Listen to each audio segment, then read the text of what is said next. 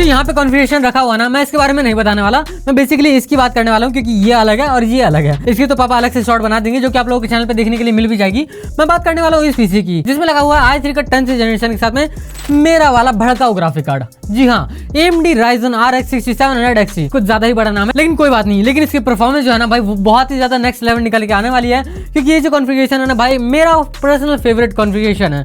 बाकी अगर आप लोगों को इसकी फुल टेस्टिंग देखनी है तो आप लोग चैनल पर जाकर देख भी सकते हो। और हाँ, ऐसी टिप्स एंड ट्रिक्स वाली वीडियोस के लिए सब्सक्राइब करना तो बनता है। बाय।